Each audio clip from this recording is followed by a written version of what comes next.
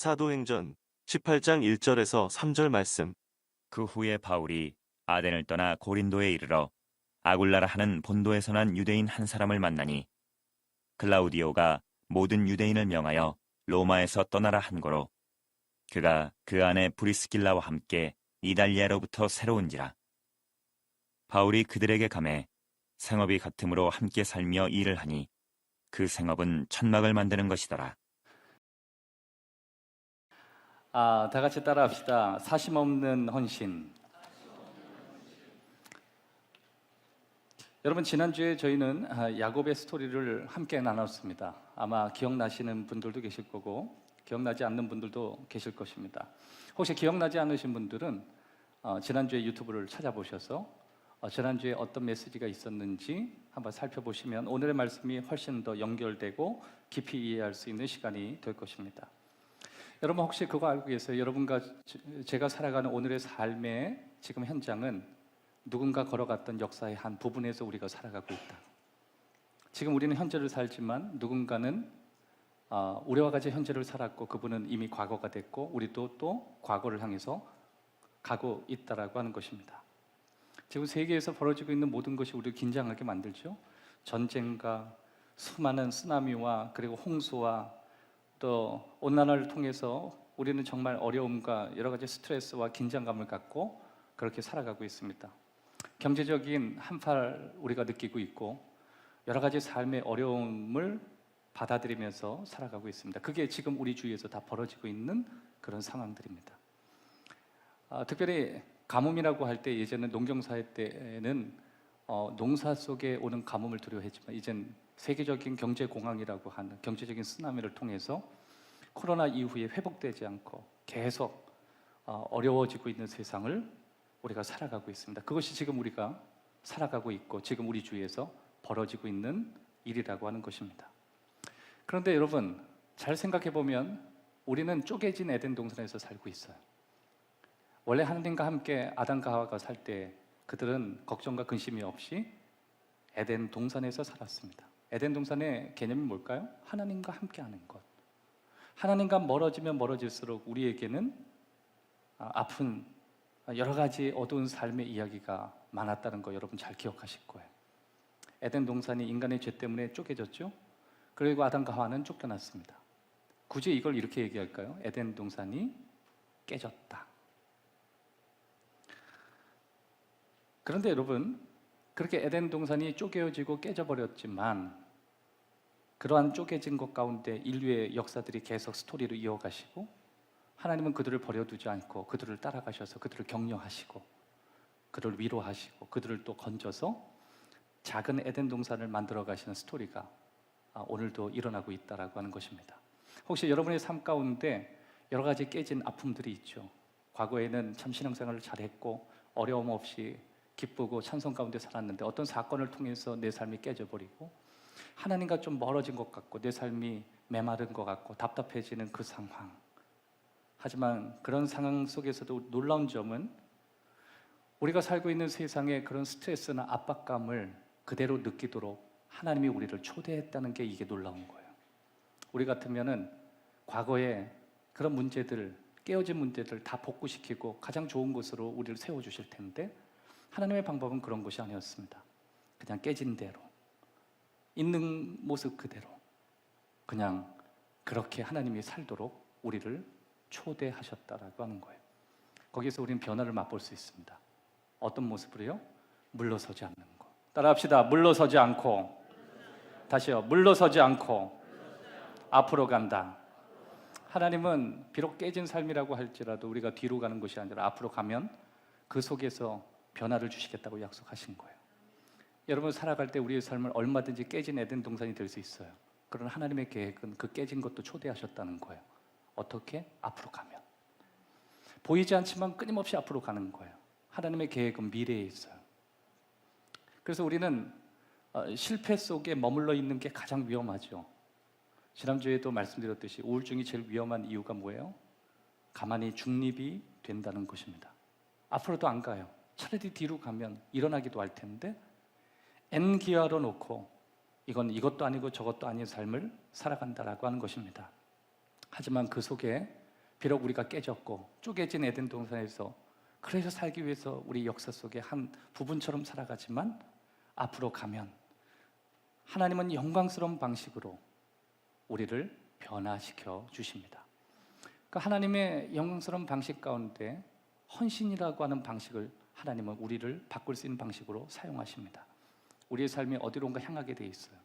어디론가 미친 듯이 몰입되게 돼 있어요. 인간은 중립이 없거든요. 어느 쪽으로 쏠리게 돼 있어요. 좋게 쏠리든지 좋지 않게 쏠리든지, 착하게 살든지 악하게 살든지, 착한 것도 아니고 악하게 살지도 않는 거, 이게 더 위험한 거예요. 우리는 어느 쪽으로 쏠리며 살아가게 돼 있는 거예요. 그런데 어느 순간 우리가 비록 깨진 삶이지만 하나님이 원하시는 삶으로 점점 나가기로 결정할 때 우리는 그쪽으로 몰입되기 시작하는 거예요. 우리의 에너지가 온통 글로 가기 시작한 거예요. 우리는 그것을 헌신이라고 얘기해요. 그리스도인들이 깨지지 않는 사람이 없잖아요. 여러분 여기 다 각동각처에서 오셨지만 깨지지 않고 오신 분이 누가 있어요? 이 모양 저 모양으로 다 깨져서 오셨잖아요. 하지만 어느 순간 우리는 믿음의 결정을 하죠. 내가 하나님이 원하시는 방향으로 가겠다고. 내가 비굴하게 뒤로 물러서지 않겠다고. 나 앞으로 가겠다고. 그래서 깨어진 상황이지만 앞으로 갈 때 하나님 거기서 무엇을 주시냐면 변화를 주시기로 결정하신 거예요. 여러분 비록 과거에 깨진 삶이 있었고 여러분이 의도하지 않은 길로 여러분이 지금 들어섰지만 그럼에도 불구하고 물러서는 게 아니라 믿음으로 계속 앞으로 가다 보면 거기에서 한 가지 하나님 축복을 맛볼 수 있는데, 비록 깨진 에덴 동산이라도 그 속에 하나님이 주시는 성을 지을 수 있고 그 속에 하나님 주시는 축복을 만날 수 있음을 믿으시기를 주의 이름으로 축원합니다. 그러기 위해서 하나님께서 우리에게 주시는, 우리를 살릴 수 있고 깨진 상황에서 우리를 건질 수 있는 하나님이 선택하신 하나의 방법이 있었습니다. 그것은 헌신이라고 하는 거예요. 난 세상에서 물러서는 삶이 아니라 어찌됐든 헌신된 삶이 되기를 원한다. 예수 믿지 않는 사람도 헌신된 삶을 살아서 삶을 바꾸는 사람도 많이 있습니다.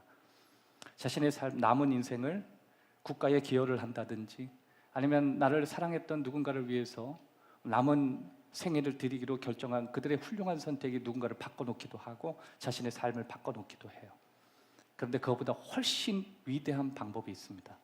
하나님을 위해서 헌신하기로 결정하는 거예요. 그러나 그 헌신에는 아주 강력한 방식 하나가 있습니다. 그것은 사심이 없는 헌신이에요. 성경에는 그러한 예가 너무 많습니다. 우리는 다 사심을 갖고 헌신하죠. 그래서 이기적인 헌신을 해요. 하지만 성경에서 우리를 위대하게 바꿀 수 있는 방식 가운데 하나는 사심이 들어가 있지 않는 헌신을 이야기합니다. 목사님, 사심이 없는 헌신이 어디 있나요? 누구든지 다 바라는 게 있는지요? 예, 맞습니다. 그래서 여러분 혹시 사심 있는 헌신이 무엇인가에 대해서 진지하게 고민하기를 원하신다면 저에게 찾아오시면 이 부분에 대해서 여러분과 깊이 대화할 수 있는 용의가 있습니다. 왜냐하면 이것을 하나로 뚝 자르기가 어려워요. 왜냐하면 이것은 누군가에게 기대라는 말로 표현할 수 있지, 이거 굳이 사심이라고 말할 수 있는 것도 아니고, 그래서 우리는 대화를 통해서 어느 부분이 주님께 내가 사심을 가지고 있고 어느 부분이 내가 정말 기대하는 마음인지 우리 정말 잘 알 수 없기 때문에 그것을 우리는 구분짓기 위해서 살아가야 된다라고 하는 것입니다. 예수님 십자가에 못 박히시기 직전에 예수님 만찬을 했어요. 여러분 잘 알고 있죠? 최후의 만찬이었습니다. 만약에 요즘 예수님이 계셨다라면 요즘 살아가는 젊은이들과 예수님이 돌아가시기 몇 시간 전에 최후의 만찬을 하셨으면, 그리고 예수님이 몇 시간 후에 어떤 일이 벌어질지를 아무도 모른 채 저녁 파티에 초대를 받은 제자들이 우리 모습이라 한다면 어떤 일이 벌어질까 제가 생각을 해봤어요. 1차적으로 셀카를 찍느라 정신없을 것 같아요. 여러분 빕스 가보셨죠? 애슐리 가보셨죠?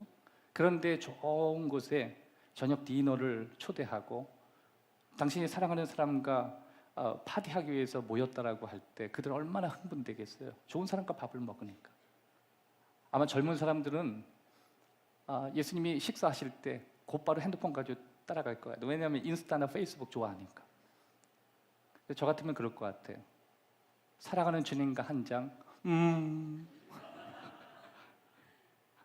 예수님 V, 예수님도 하시고 뭐 이렇게, 예? 몇 시간 후에 돌아가시지만 예수님도 요새는 그렇게 하지 않을까. 뿐만 아니라 다른 제자들도 베드로보다 나를 더 사랑하지 뿌잉뿌잉 막 이랬을 거예요. 아마 그 속에 모여있는 사람은 다 셀카 찍느라 정신없었을 거예요. 왜냐하면 어쩌면은 셀카 치는 목적이 있죠. 조회수를 눌리고 싶어서, 팔로우를 더 만들기 위해서 나도 어떻게 예수님과 더불어 뭔가 하나를 더 얹어서, 사진 한 장 더 얹어서 더 할까. 이게 사실 나쁜 것은 아니지만 잘 들여다보면 그들에겐 예수님에게 집중하지 않은 무언가가 자신의 마음에 있었다는 걸 알 수 있어요. 이걸 굳이 우리는 사심이라고 이야기할 수 있는 거예요. 여러분, 우리는 기대하는 것을 무조건 나쁘다고 얘기할 수는 없어요. 셀카를 찍는 게 왜 나쁜 거예요? 하지만 그분에게 집중해야 될 시간에 내 마음에 다른 곳에 있다면 그게 어쩌면 사심일 수 있는 거예요. 내가 지금 예수님께 집중해야 될 때 예수님께 집중하지 않고 다른 게 내 마음을 사로잡고 있다면 그건 사심이라고 말할 수 있는 거예요. 굳이 얘기한다면 그것을 개인적인 마음이라고 생각할 수 있습니다. 모든 사람들이 다 그렇게 그런 마음을 가지고 예수님한테 다가올 때 예수님께서는 조용히 세숫대에 물을 담으시고 무릎을 꿇고 남자들의 각각의 발을 씻어주셨습니다. 그리고 나서 그들에게 이렇게 얘기했습니다. 하나님의 나라의 위대함과 또 하나님 나라에서 위대함의 그 영역을 주변에 많이 나눌 수 있는 그 사람들은 이렇게 발을 씻는 사람이어야 한다. 이렇게 얘기했어요. 그것은 자기 도취에 빠져서 셀카에 빠져있는 제자들에게 이야기하는 것이 아니라 은밀한 가운데 그냥 일상에서 자신의 삶이 누군가의 발을 씻기에 충분히 열려있는 그런 마음을 가져야만 그들을 위대할 수 있고 그들의 삶이 바뀌어질 수 있다. 그렇게 얘기하시는 것입니다. 오늘 아침에 여러 가지 성경의 그런 사심에서 벗어나서 위대한 결정을 하고 예수님을 온전히 열정적으로 따르기로 결정한 성경의 예는 구약에도 많고 신약에도 많고 너무너무 많아요. 모든 예를 다 얘기할 수는 없고 한 부부의 예를 오늘 여러분과 주제로 나누기를 원합니다. 사도행전 18장의 스토리인데요.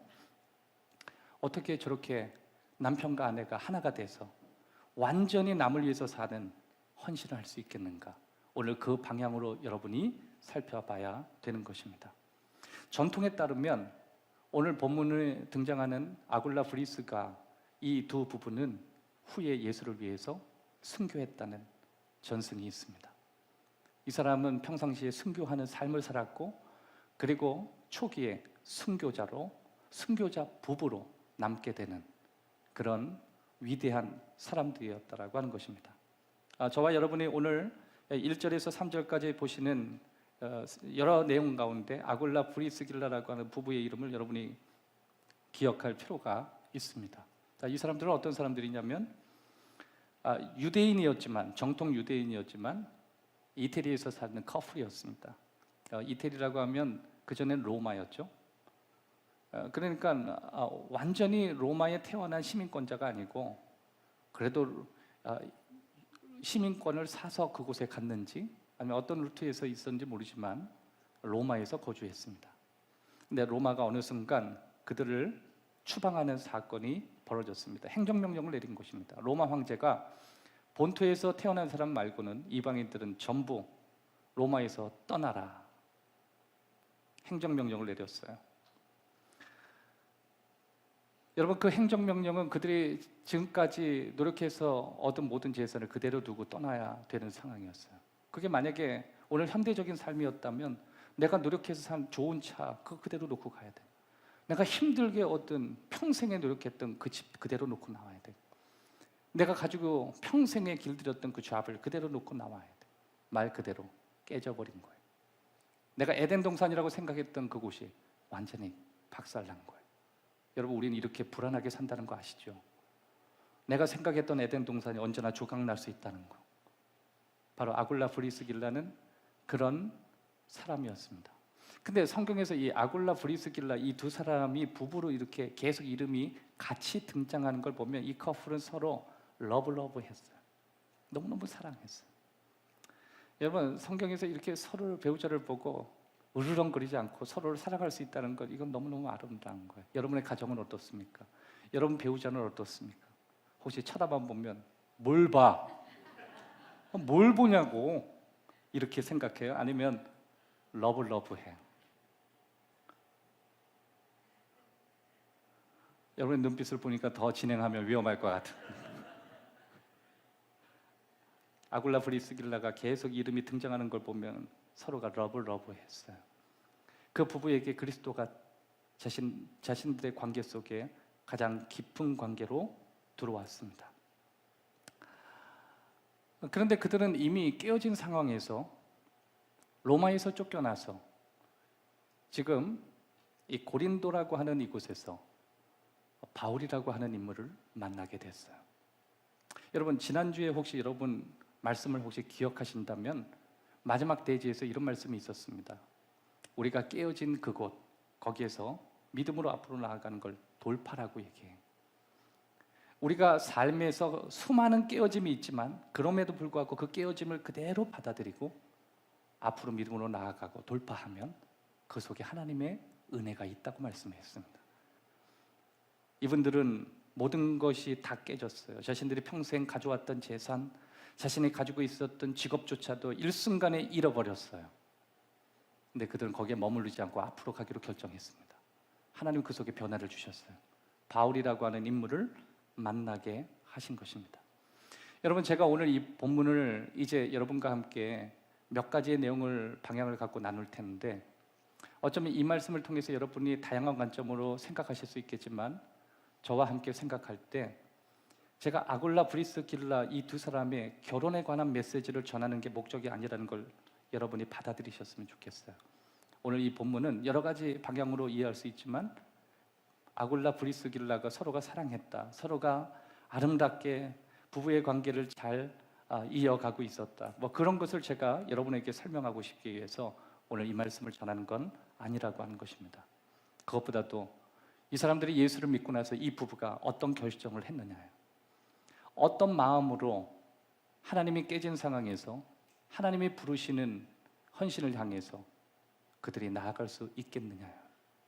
그것을 여러분과 함께 오늘 나누기를 원하는 것입니다. 여러분의 머릿속에 큰 그림을 그렸으면 좋겠어요. 이분들이 예수를 믿고 자신이 귀한 하나님의 나라를 위해서 헌신할 때 사심 있는 헌신에서 하나님을 향한 온전한 헌신으로 나아가기로 그 한 가지를 결정했다라고 하는 큰 그림이에요.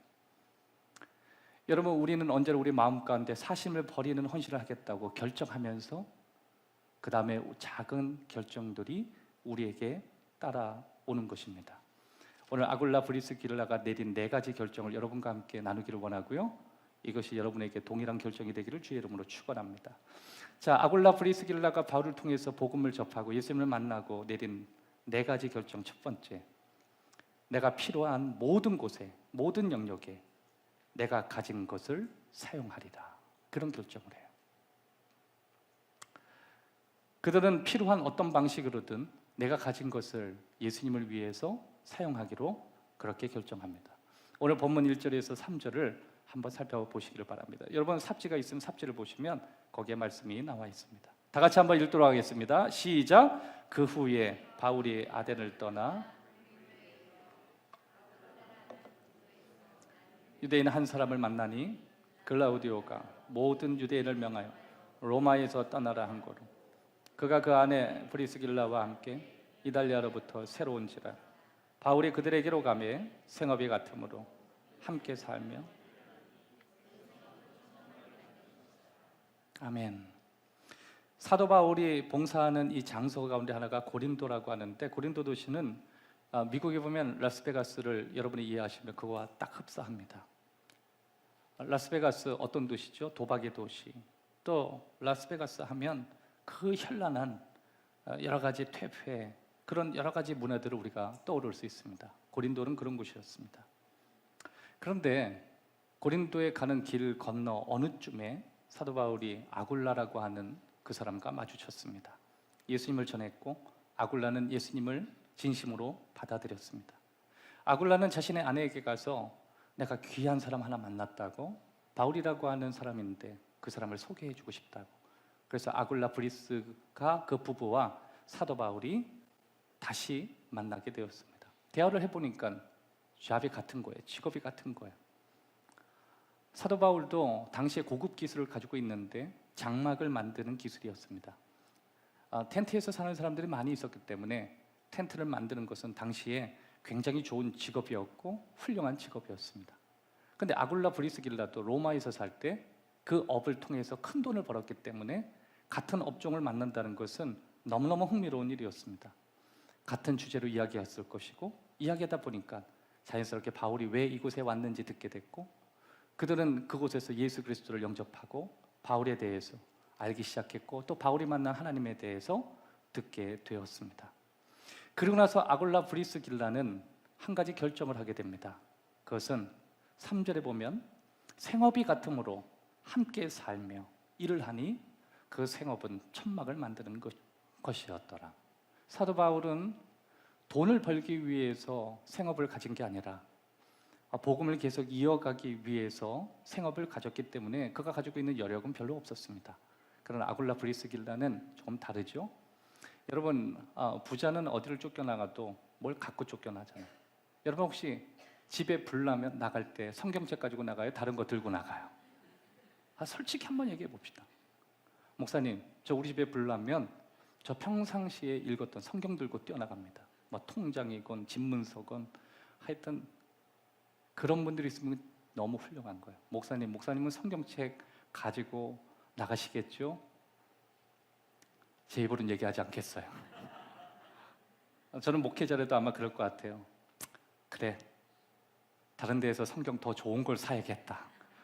그리고 일단 중요한 것부터 금이 있으면 금, 좋은 시계면 시계, 일단 여기저기 쓰셔놓고 뛰어나올 거예요. 그게 인간이잖아요. 바울은 그런 사람이 아니었습니다. 그냥 하루벌이였어요. 그러니까 아굴라 브리스가 이 부분은 비록 쫓겨났지만 사는 데는 윤택했고 렌트하면서 사는 데는 전혀 부족함이 없었습니다. 함께 살았다고 하는 것은 바울이 50대 50의 동등한 권리로 살았다는 게 아니라 얹혀 살았다는 거예요. 아굴라 브리스가 이 부부에게 도움을 받았다. 참 많이 도움을 받았다. 여러분, 아굴라 브리스가를 보면서 우리가 계속 등장하는 이 부부를 보면서 이 부부가 어떻게 이게 가능했는가 성경은 자세히 살펴보지는 못하지만 우리가 유추할 수 있는 게 있습니다. 그 아굴라 브리스가는 바울을 통해서 예수님을 만나고 난 이후에 비록 깨어진 삶이었고 이제 회복되기 위해서 어디론가 달려가지만 이제 남은 인생은 자신이 가지고 있고 자신에게 남아있는 무엇을 가지고 하나님의 영광을 위해서 어디든지 헌신하기로 그들은 결정했다는 걸 알 수 있어요. 부부가 같은 마음이었던 거예요. 여러분, 저는 우리 교회 공동체 안에 이런 아름답고 건강한 부부가 많았으면 좋겠어요. 올인이라고 하는 그런 무식한 말을 우리가 쓰기도 하지만 그럼에도 불구하고 어떻게 이 부부가 같은 마음으로 비록 깨어졌지만 남은 인생에 대해서 예수님이 원하신다면 기꺼이 필요한 영역에 모든 걸 드리겠다는 이런 결정을 할 수 있을까, 이런 생각을 하게 돼요. 가끔 우리가 교회에서 뭘 하나님께 우리의 전부를 드린다면 우리가 좀 타락해서 우리는 가지고 있는 물질만 생각합니다. 그러나 주님은 언제나 모든 걸 돈으로만 연관하지 않았어요. 오늘 아침에 여러분에게 드리는 질문이 있습니다. 여러분 무엇을 가지고 계십니까? 목사님, 전 정말 돈밖에 없습니다. 하지만 저는 그것보다 또 구체적으로 여러분에게 묻고 싶어요.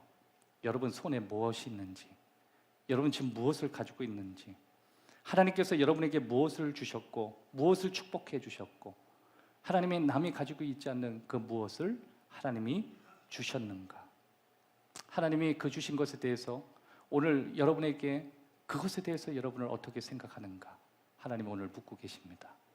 지난주에 우리는 16주년이라고 하는, 어쩌면 나와 직접적 상관이 없는 교회의 생일을 갖고 우린 각기 영역에서 헌신을 했습니다. 어떤 분들은 더운 날 고기를 구웠습니다. 어떤 분들은 토요일부터 나와서 음식을 준비했습니다. 하나같이 일당을 받지 않고 있는 그대로 헌신했습니다. 그것은 돈을 드리는 것이 아니었고 우리의 헌신을 드렸고 가지고 있는 재능을 드렸고 우리가 드릴 수 있는 최선을 드렸습니다. 어떤 분은 음악으로 섬겼고 어떤 분들은 대화를 섬겼고 어떤 분들은 테이블을 치웠고 어떤 분들은 그렇게 모든 세팅하는 걸 치우는 것으로 참여하셨고 또 그 예배 가운데 또 우리가 할 수 있는 여러 가지 영역으로 함께 했습니다. 그것은 꼭 돈으로만 해결할 수 있는 문제는 아니었어요. 여러분에게 한번 물을게요. 하나님이 여러분에게 원하신다면 여러분은 하나님 앞에 어떤 방식으로 드릴 수 있다라고 생각하십니까? 근데 뭔가 하기를 원하는데 준비되어 있지 않고 바람만 있다면 낙심하지 마십시오. 여러분이 지금부터 마음속에 그림을 갖고 준비하시면 됩니다. 하나님은 여러분의 그 준비하는 과정에 축복하셔서 더 크게 여러분을 사용하게 되실 것입니다. 두 번째, 아굴라 브리스길라가 결정했던, 이 부부가 결정했던 내용은 내 주변 사람들도 동의하는 방식으로 살기로 결정했다라고 하는 거예요. 주변 사람들. 이 말씀과 이어지는 사도행전 18장 18절에 19절 제가 읽어드리도록 하겠습니다. 바울은 더 여러 날 머물다가 형제들과 작별하고 배 타고 스리아로 떠나갈새 브리스길라와 아굴라도 함께하더라. 뭐라고요? 떠나갈새 브리스길라와 아굴라도 함께하더라. 바울이 일찍이 서원이 있었으므로 갱그리아에서 머리를 깎았더라. 에베소에 와서 그들을 거기에 머물게 하고 자기는 회당에 들어가서 유대인들과 변론하며. 여기서 여러분이 언더라인을 그셔야 될 내용 하나 알려드릴게요. 18절에 보면 브리스길라와 아굴라도 함께 하더라요. 사도 바울은 끊임없이 복음을 위해서 앞으로 가야 되는 입장이었습니다. 그런데 브리스길라와 아굴라도 함께 해요. 여러분, 지난 16년 동안 검단 행복한 교회가 여기까지 오고 계속 성장할 수 있었던 이유는 목사의 독단적인 생각으로는 정말 올 수가 없었습니다. 물론 제 인격이 부족해서 때로는 그것이 하나님의 결정인지 제가 원하는 결정인지 헷갈리는 그 중간선에서 고민한 적도 있었지만, 그럼에도 끊임없이 주변에 있는 동의를 얻었고 끊임없이 그분들과 대화를 하고 얘기하면서 여기까지 왔습니다. 여러분, 아굴라 브리스길라가 사도 바울과 함께 할 수 있었던 이유는 사도 바울이 살아가는 삶의 방식이나 그가 믿었던 방식이 주변 사람들에게 동의를 얻었기 때문에 그렇습니다. 여기 혹시 부모님이라고 하시는 분들이 이곳에 계시다면, 부모라는 입장으로 내가 결정을 내리고 끌고 간다라고 하는 과거의 방식을 가지고선 지금 현대에 있는 아이들을 절대로 품에 안을 수가 없습니다. 여러분의 자녀들이 여러분이 살아가는 방식에 동의하고 있는가 물으십시오.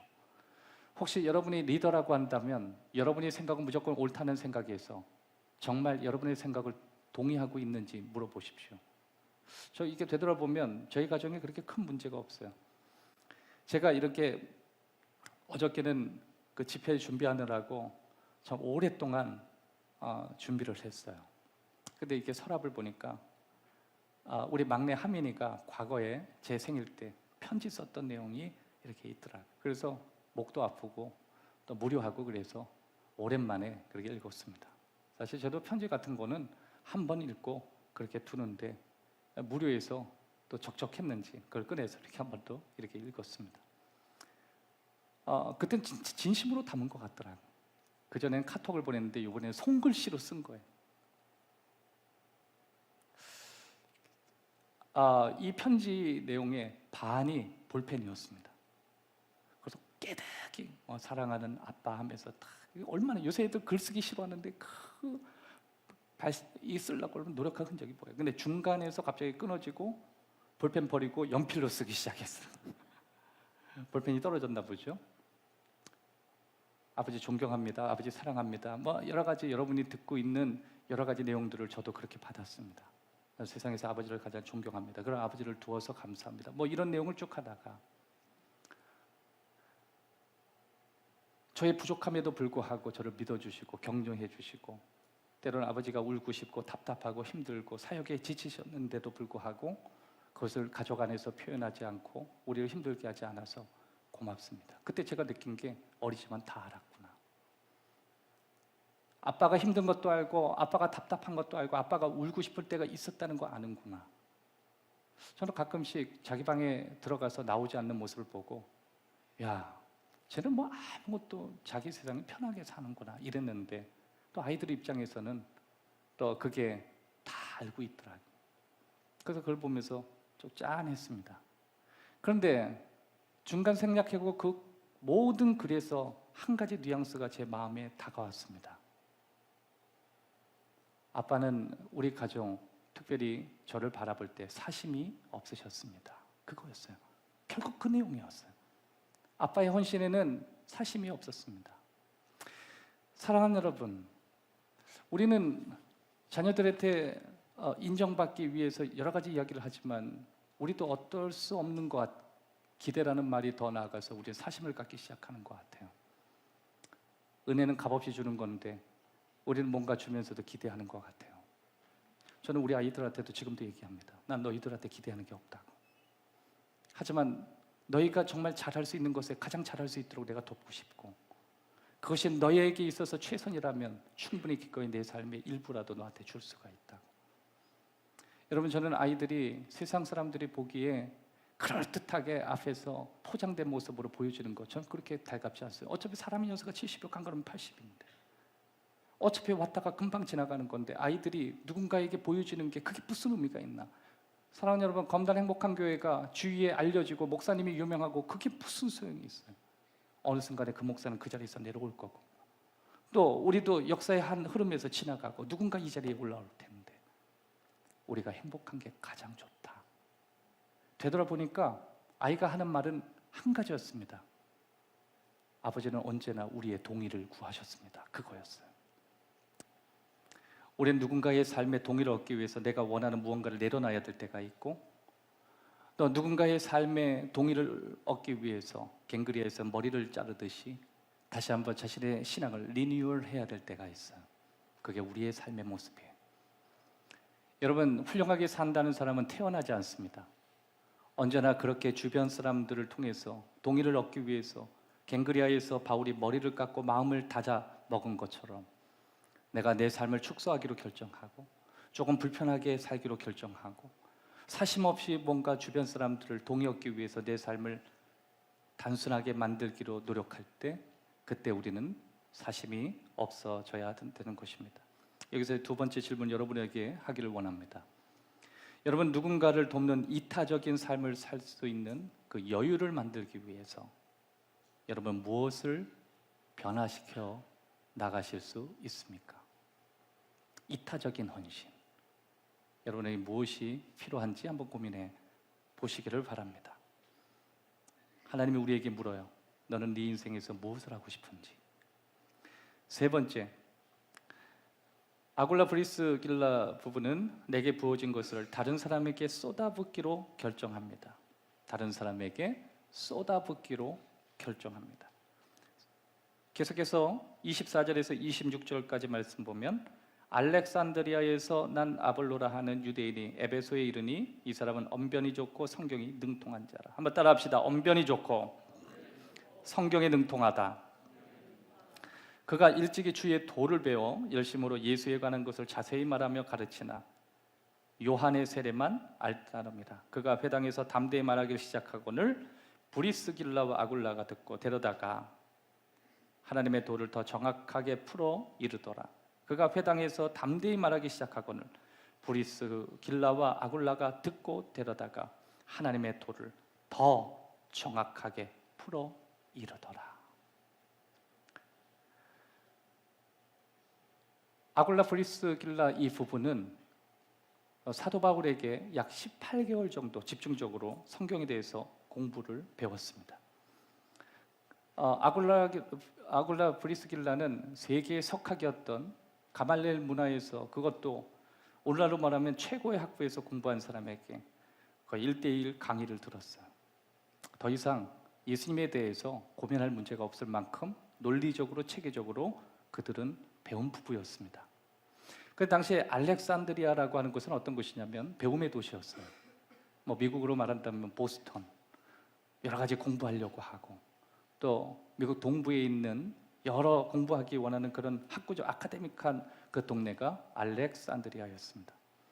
거기에서부터 태어나니까 이 사람은 원래 아카데믹했는데 공부도 열심히 했고 또 예수님에 대해서도 깊이 알아서 어릴 때부터 사람들을 설득하는 것을 아굴라 브리스길라 부부가 보게 된 것입니다.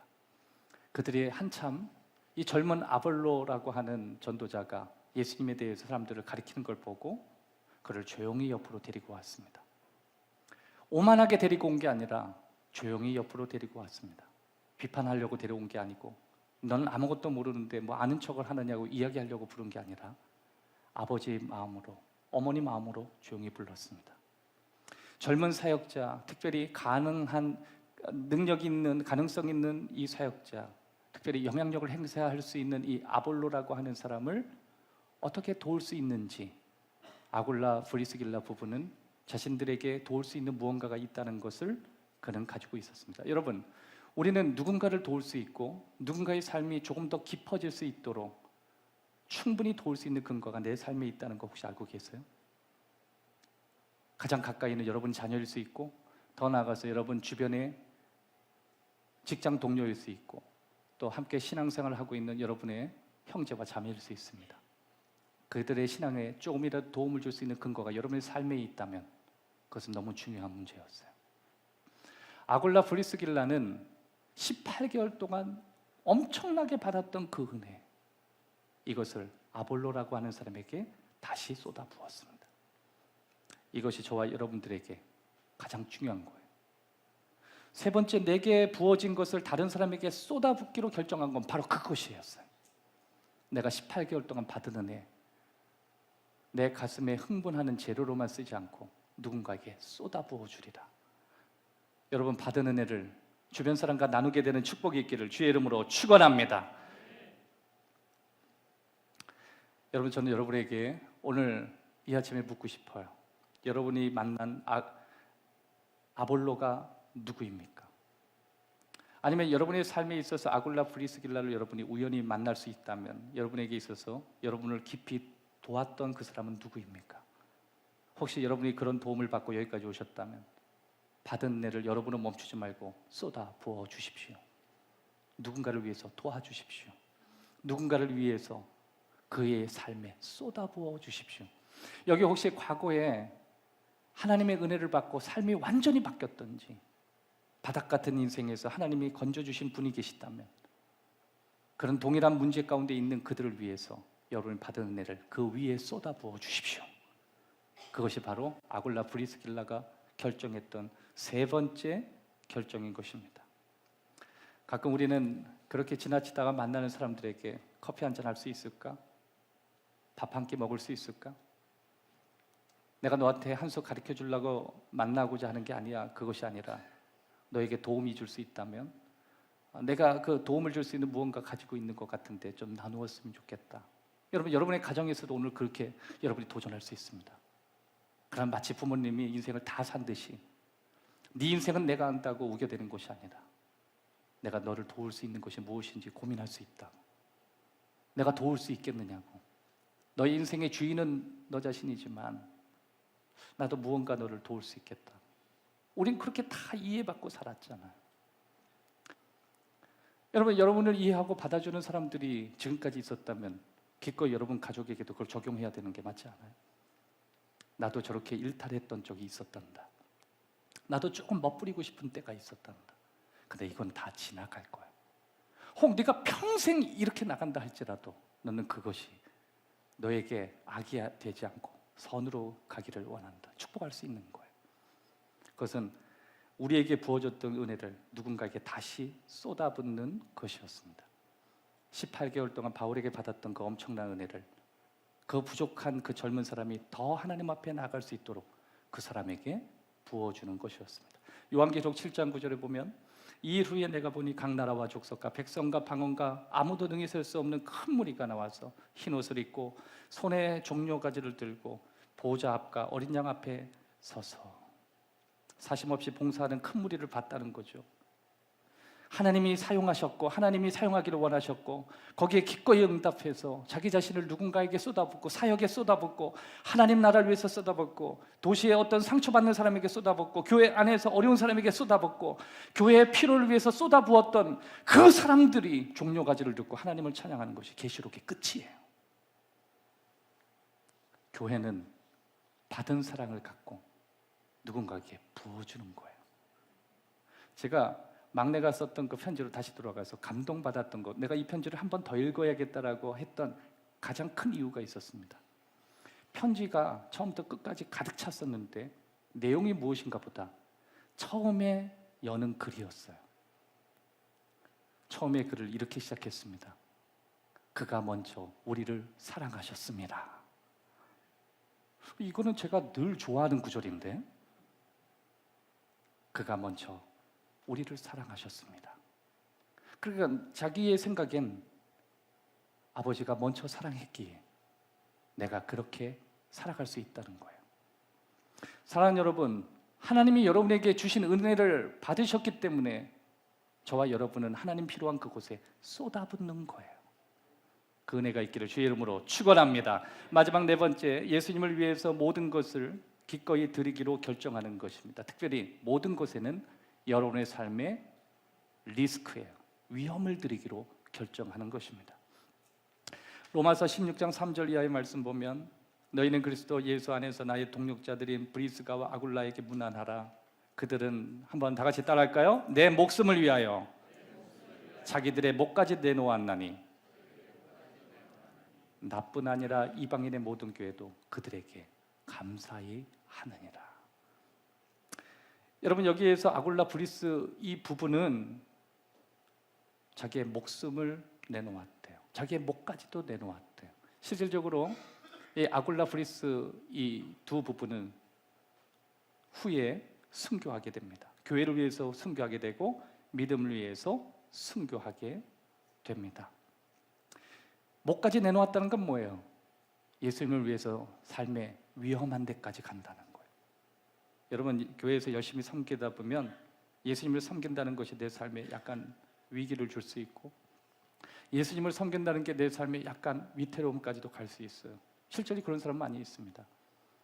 어떤 사람은 이렇게도 얘기해요. 나를 택하든지 교회를 택하든지, 우리 가족을 택하든지 당신의 신앙을 택하든지, 그럴 때 당신을 너무 사랑하지만 교회를 가정과 바꿀 수는 없고 하나님과 당신을 바꿀 수는 없다고. 그럼 나와 살지 말든지. 그렇게 해서 수많은 사람이 교회에 나와서 울기도 하고 힘들어하면서 하나님 앞에 문제를 놓고 기도하는 사람도 저는 많이 봤어요. 그만큼 그들의 결정은 때로는 자신의 삶에 있어서 굉장히 위험이 따라오는 결정들이에요.